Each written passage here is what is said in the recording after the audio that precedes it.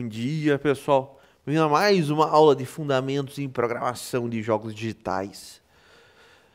Hoje, nosso segundo encontro, certo?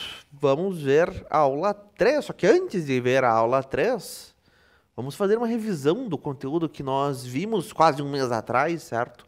Antes das férias. Vamos lá, então. Deixa eu abrir o conteúdo.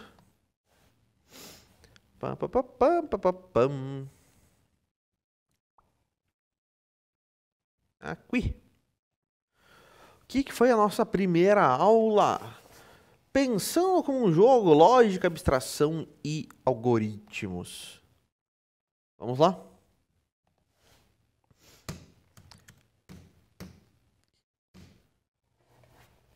O maior desafio de um programador é o quê? É reconhecer que os computadores não pensam como nós. E não somente isso, certo? Nós temos que pensar como computadores. O computador ele não tem intuição. O computador não tem bom senso, não tem experiência de vida. O computador ele é 100% literal, certo? Ele vai fazer exatamente aquilo que você mandou, certo? Ah, mas eu queria dizer isso. Que pena, você não disse, certo? Você tem que ser 100% literal com ele. Você tem que passar instruções extremamente precisas, certo? Uma ordem que parece óbvia para nós humanos, certo? É muitas vezes impossível para o computador executar, certo? Você tem que passar um detalhamento extremo para ele. Ah, por exemplo, a gente vai criar um algoritmo, a gente vai criar um código para um robô trocar uma lâmpada. Ah, pega a lâmpada nova, sube na escada, desrosqueia e coloca a lâmpada nova. Tá bom, mas aonde que tá a lâmpada? Com que pressão que a minha garra tem que pegar a lâmpada, certo? Que posição que tá a escada? É uma série de fatores extremamente... que para nós é extremamente simples, certo? Ó, tá ali, é óbvio, certo? Mas para o computador não. Certo? O computador precisa ser extremamente detalhado o que você vai passar para ele. Aqui tem outro exemplo, né? Ah, faça um sanduíche, certo? Só que para o computador vai gerar uma série de dúvidas, certo? Por quê? Ah, quais são os componentes do sanduíche? O que vai no sanduíche? Aonde que está o pão, certo? Como é que eu pego um objeto? Que força que eu tenho que usar? E por aí vai, certo? Essa é uma ordem muito vaga, é uma ordem ambígua, certo? Não é assim que os computadores funcionam. Novamente, você tem que passar ordens extremamente detalhadas para ele, se você quer ter alguma chance de que o seu código funcione. Como é que a gente soluciona isso, então? Com algoritmos, certo? O que é um algoritmo em programação? Ela é uma sequência finita, ordenada e clara de passos para realizar uma tarefa ou resolver um problema, certo? Novamente, é uma sequência finita que tem fim, ordenada, tem que ser executada em uma ordem, e clara, sem ambiguidades, dos passos para resolver um problema. Né? O exemplo mais clássico que existe é uma receita de bolo. Nós temos, inicialmente, dados de entrada que nós precisamos, certo? O que eu preciso de informação para resolver esse problema, para realizar essa tarefa? No caso, para fazer um bolo. Eu preciso de ingredientes. Em seguida vem a parte do processamento, o passo a passo para realizar essa tarefa. No caso, para fazer o bolo. Ah, pega uma forma, unte a forma, pega uma outra vasilha, misture os ingredientes, bata os ingredientes, blá, blá, blá, blá, blá, blá. E você vai ter sempre uma saída, um resultado esperado. Você sempre vai ter uma saída. que nesse caso é o bolo pronto. Tá? O teu algoritmo ele pode ter ou não valores de entrada.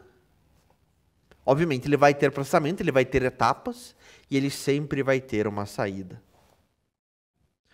Nos jogos, toda ação ela é um algoritmo, certo?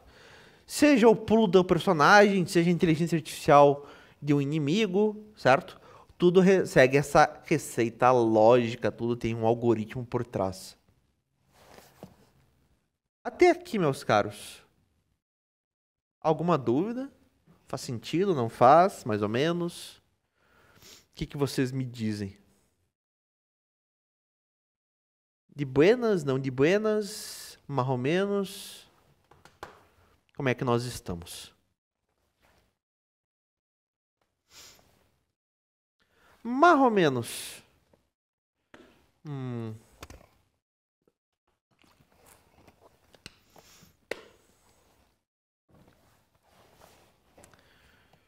Muito bem. Vocês têm ciência da computação comigo também, né? Ótimo.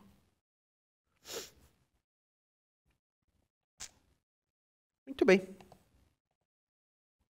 Vamos em frente, vai ficar um pouco mais claro com o passar do tempo.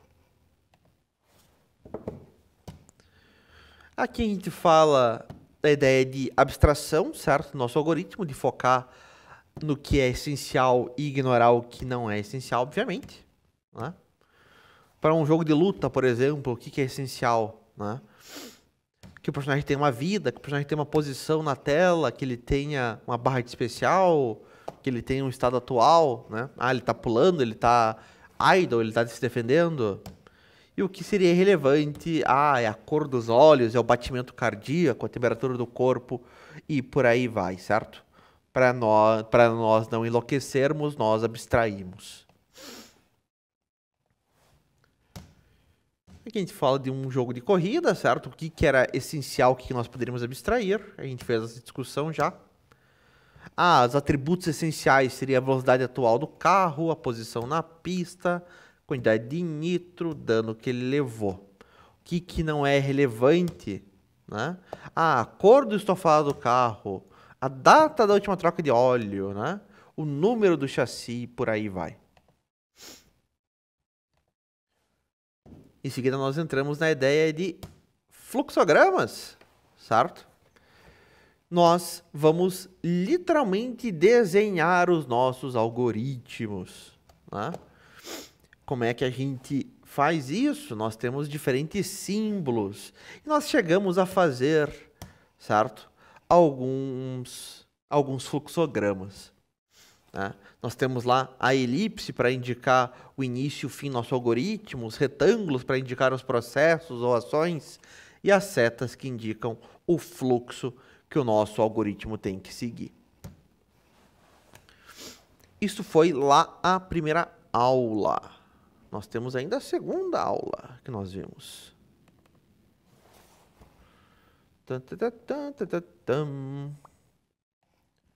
Vem para cá.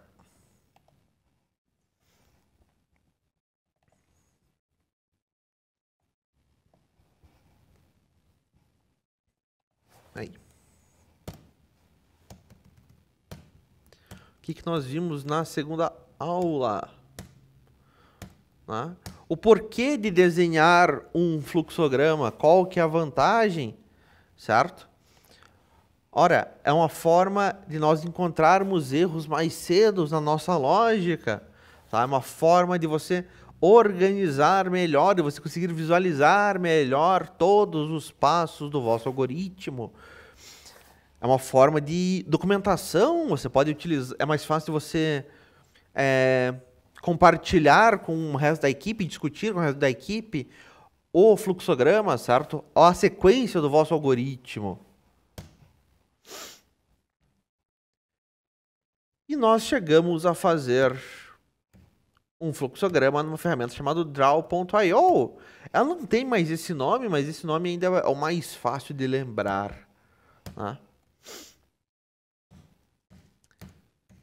Nós vimos aqui novamente os diferentes símbolos.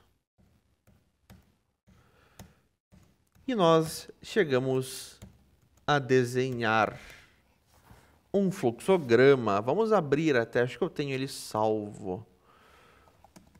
Ah, eu...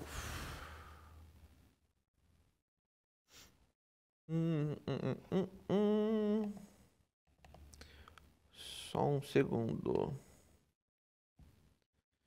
Pam, pam, pam, pam.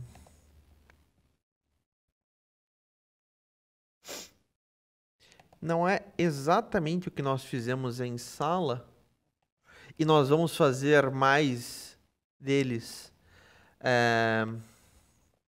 no nosso outro curso. Mas aqui tem um exemplo de diagrama. Esse fluxograma aqui é para quê? É para um algoritmo para somar dois números, certo? Deixa eu só trocar a cor. Aparência. Mais fácil de ver. Opa. Temos aqui o início do nosso algoritmo. Nosso algoritmo ele vai somar dois números. O que nós precisamos? Ora, nós precisamos primeiro receber o primeiro número. Depois disso, nós vamos receber o segundo número. Depois disso, nós vamos somar o primeiro número com o segundo número. Uma vez realizado esse cálculo, tendo o valor da soma, eu vou mostrar o valor da soma. E terminou, certo? Está feito meu algoritmo para somar dois números. Recebo o primeiro número, recebo o segundo, calculo a soma, mostro o resultado. Simples, né? Isto aqui, galera. Estão lembrados? Como é que a gente está? Sim? Perfeito. Muito bem, muito bem, muito bem. Sim. Ótimo. Só que repare que esse algoritmo ele é muito simples, certo? Ele vai somente em linha reta as setas. Tá? Em um jogo, não vai ser sempre assim, certo? Na maior parte dos casos, não vai ser assim. Nós vamos ter decisões, nós vamos ter bifurcações aqui no meio do caminho, certo? Eu vou ter uma seta que vai sair daqui e vai para outro lugar, por exemplo. Vamos dar uma olhada. Deixa eu abrir a aula 3.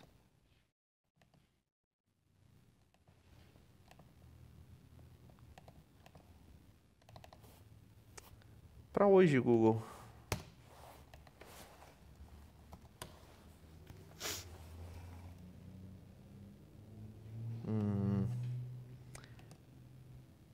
Engraçado, ele abre a aula 2, ele abre a aula 4 e não abre a aula 3.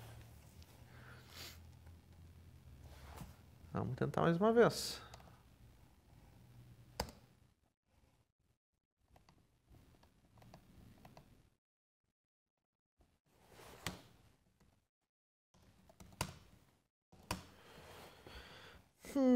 Infelizmente não está abrindo. Muito bem. Eu preciso de um voluntário, meus caros, só para compartilhar a tela do computador. Quem que se voluntaria? E depois dessa aula 3, certo? Na aula 4, estranho que não abre a aula 3, abre a aula 4. Nós vamos começar a escrever código de fato, certo? Alguém se voluntaria? Eu só preciso ver como é que está montado o computador de vocês, certo? Como que está montado o software, não é? Alguém pode compartilhar a tela comigo? Alguém se voluntaria?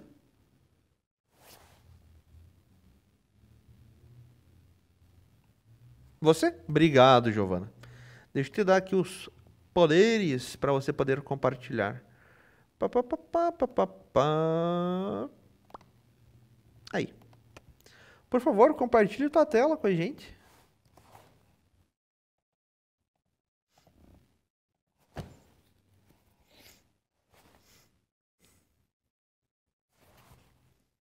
A gente vai dar uma olhada.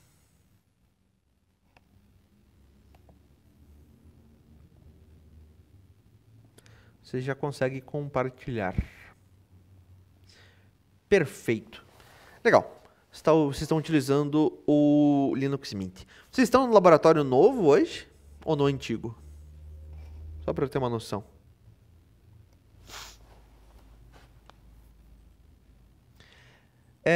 Por favor, Giovana, clica lá para mim no canto inferior direito no menu iniciar, lá embaixo. Inferior esquerdo. Aquele íconezinho branco lá embaixo, no canto.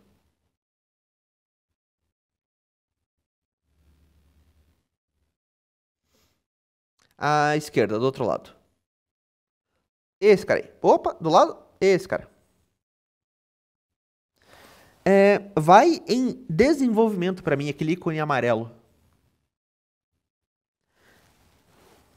Legal. Abre para mim o Visual Studio Code.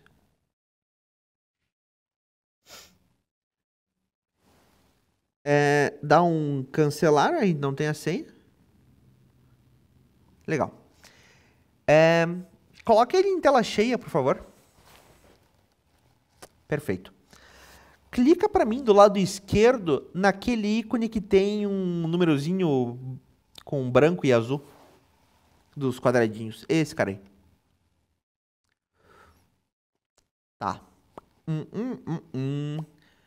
Faz o seguinte, clica lá em cima para mim em ajuda. Clica em sobre, a última opção. Agora o problema é ler. 101, perfeito. Ótimo, ótimo, ótimo. Muito bem. Obrigado, Giovana. Você pode parar de compartilhar. Deixa eu, na verdade, eu removo aqui, não tem problema. Muito obrigado.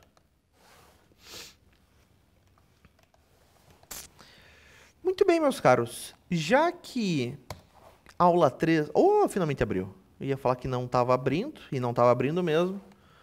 Agora finalmente foi. Estranhíssimo. Vamos dar uma olhada na aula 3.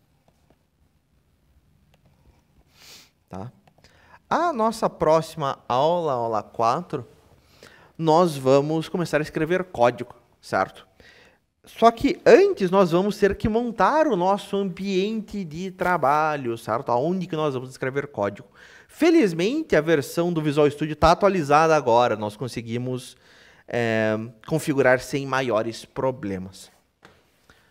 Vamos lá, vamos para, de fato, a aula 3, certo? Falando sobre as bifurcações no caminho. Nas aulas anteriores, o que nós vimos, certo? Nós vimos que o fluxograma, ele é então a planta baixa de um algoritmo, certo? Ele é o blueprint. Nós aprendemos a simbologia básica para fazer para fazer um algoritmo de forma sequencial, certo? Nós temos o terminal, usando o símbolo de uma elipse, certo? Que indica o início e o fim de um fluxograma. Nós temos o retângulo para os processos, certo? Quando nós vamos executar uma ação ou um cálculo. E nós temos a seta para indicar a ordem dos passos que nós temos que fazer.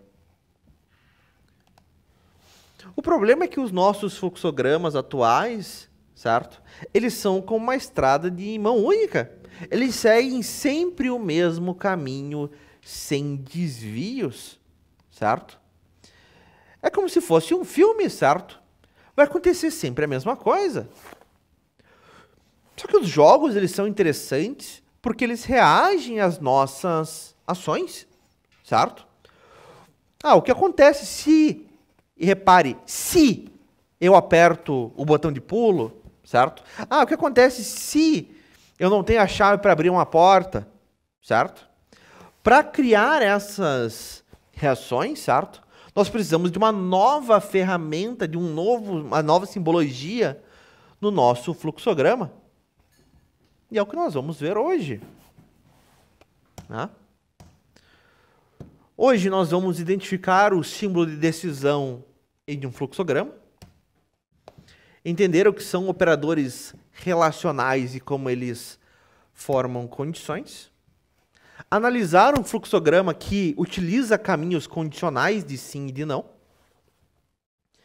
e por fim construíram um algoritmo em fluxograma que toma uma decisão lógica e simples. Né?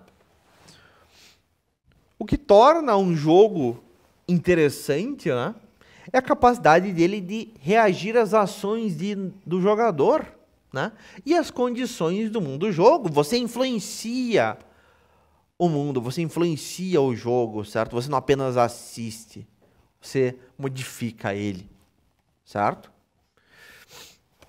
Exemplos de perguntas, entre aspas, né, que um jogo faz a todo momento. O jogador apertou o botão de ataque. Ele apertou, certo? E ele faz isso sempre, a todo momento. A vida do inimigo chegou a 0. Ele chegou a 0 agora. E agora? Chegou a 0. O personagem tem moedas para comprar esse item. O jogador está tocando na lava. Ele está tocando na lava agora. Se ele está tocando, faça isso, certo? Se a vida do inimigo chegou a 0, faça isso. Se o jogador apertou o botão de ataque, faça isso, certo? Repare, se, certo? Repare nessa palavra, se. Isso aqui vai ser extremamente importante. Para representar essas perguntas em um fluxograma, nós precisamos de um novo símbolo, certo? Estas perguntas aqui, meus caros, em qualquer jogo, ele está ocorrendo de forma constante, constantemente fazendo essas verificações, certo? Milhares de vezes por segundo, tá? Cada uma dessas perguntas é uma bifurcação no caminho, certo? É um ponto de decisão. E para representar essa bifurcação, nós utilizamos o seguinte símbolo: o losango, certo? O losango, ele é o símbolo de decisão. Ele representa uma pergunta, uma condição que só pode ter duas respostas. Ou a condição ou a pergunta vai retornar para a gente um verdadeiro, um sim, ou ela vai retornar para nós um falso, um não. O jogador está tocando a lava? Não. Está tocando a lava? Não. Está tocando a lava? Sim. Não tem um meio termo. Ele está meio que tocando. Não. Ou ele está tocando, ele não está tocando. Certo? É booleano, só tem duas respostas possíveis. Tá? Ele é o único símbolo que pode sair duas setas, tá? Cada uma representando um caminho diferente que o nosso algoritmo pode seguir, tá? E dentro desse losango, nós sempre teremos uma pergunta lógica. Para fazer esta pergunta lógica dentro do símbolo, certo? Nós utilizamos os chamados operadores relacionais para comparar valores. Estes operadores relacionais que eu vou mostrar agora, às vezes eles variam de linguagem para linguagem de programação, tá? Em um fluxograma, você pode utilizar eles sem maiores problemas, eles são facilmente entendidos, tá? Mas algumas linguagens têm diferença. Na linguagem que nós vamos utilizar, que é o Python, não vai ter diferença, vai ser exatamente a mesma coisa. Quais que são os operadores relacionais? Maior que é aqui, eu não sei como é que vocês chamam, na minha época era a boquinha do jacaré, a flecha do índio, como você queira chamar. Nós temos o símbolo de menor que, uma comparação de igualdade com dois sinais de iguais, e prestem atenção, certo? Dois sinais de iguais é uma comparação de igualdade. Uma comparação de diferença, é diferente de exclamação igual. Maior ou igual a, boquinha do jacaré, sinal de igual. Menor, menor ou igual, boquinha do jacaré, sinal de igual. Por exemplo, o que nós teríamos de condições em um jogo? Se a vida do inimigo for menor ou igual a 0. As moedas do jogador que ele tem no momento é maior ou igual ao preço do item? Se for, ele pode comprar. Se não for, ele não pode comprar. E repare, isso aqui vai ser sempre o retornar para a gente um verdadeiro ou falso. Ou a vida do inimigo é maior do que 0, menor ou igual a 0, ou não é menor ou igual a 0. Ou a moeda do jogador é maior ou igual ao preço do item, ou não é maior ou igual ao preço do item. Não é tipo, sabe, não tem outra resposta. São só duas respostas possíveis. Ou é sim ou é não. Ou é verdadeiro ou é falso. O item selecionado de momento é a poção, certo? É igual à poção? Se sim, você pode fazer tal coisa. Se não, você não pode fazer tal coisa. Tá? Se sim, vá por um caminho. Se não, vá por outro caminho. Tá? Por exemplo, este fluxograma que nós vamos desenhar na próxima aula. As moedas do jogador nesse momento são 15 moedas ele tem. Só que nós chegamos num momento de decisão. As moedas do jogador são maior ou igual a 50? Se sim, ele pode comprar a espada. E vai terminar, vai chegar no final. Se não, ele tem que continuar a batalhar, ele não pode comprar a espada. Neste caso, qual o caminho o nosso algoritmo vai seguir? Ora, ele tem 15 moedas. A pergunta é, qual que é a decisão? As moedas são maior ou igual a 50? Não, neste momento as moedas não são maior ou igual a 50. As moedas valem 15. 15 é menor do que 50. A condição é um não, a condição é um falso, certo? Ele não pode comprar a espada. Meus caros, nós temos mais uma aula hoje, não é agora em seguida. Nessa próxima aula, nós vamos desenhar esse fluxograma, certo? Nós vamos, de fato, fazer ele lá no draw.io, tá? Mas isso vai ser na próxima aula.